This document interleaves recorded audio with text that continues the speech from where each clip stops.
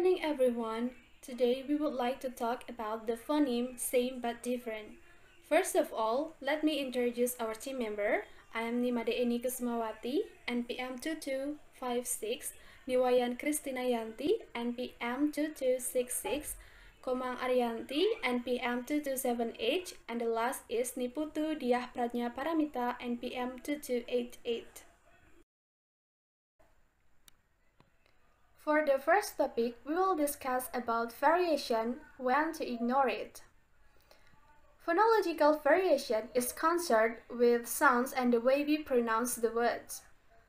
There is a way of saying the same things, and here the speaker might vary their pronunciation or accent.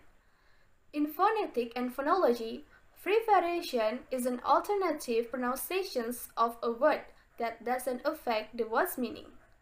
Free variation is free in the sense that a different pronunciation doesn't result in a different word or meaning.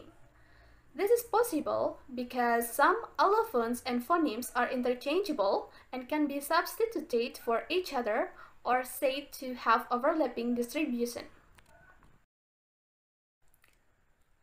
The most obvious difference between American English, Australian English, and British English is in the accent or pronunciation. This difference is especially noticeable in vowel sounds. The latter can be also very tricky. American English, also famous for its clear R sounds, whereas in British and Australian English lose the R sound. For example, in the word smarter, in American is pronounced smarter, but in British or Australian is pronounced smarter. Well, here I have put some examples of British, American, and Australian accents in our slide. The first word is Harry in British, Harry in American, and Harry in Australian. Near in British, near in American, and near in Australian. Ask in British, ask in American, and ask in Australian.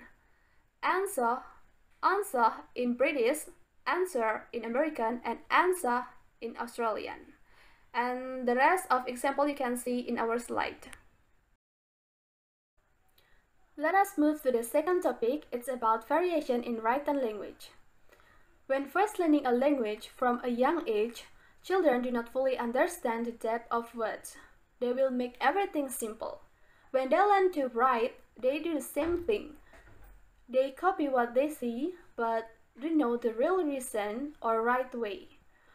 When we talk about the rules in writing, it will correspond to capital letters because capital letters are used consciously, such as where to write capital letters, where it is accepted, relevant, and makes sense.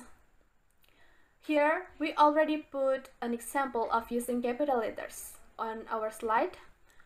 Writing doesn't represent sounds very well, and sounds are language, so we should start with the sounds. That is, why do people capitalize letters and when they want to hear them louder? For example, in writing proper names, the names of Anna with capital letters, it must be sound louder, such as Anna and Anna. It's different. That is, why do people capitalize letter? The things that are bigger correlate with things that are louder. It is not important how letters are written. It can be messy or different shape, for example, like Latin script. What is important is we can read and see the different shapes. This is what young children learn from whose handwriting they copy, such as parents, siblings, or teachers. Over time, Latin scripts learners learn to recognize letters. For example, A and capital A. In our head, we read digital text, it looks all the same. When we read handwriting, we have to remember the standard shape.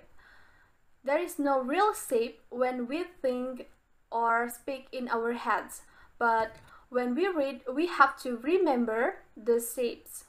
Within different languages that use the same letters, such as German, French, Dutch, Spanish, etc., they all have different rules for how to use letters.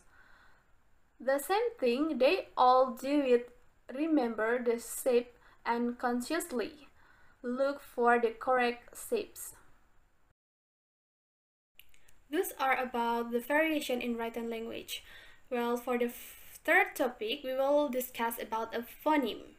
What is phoneme?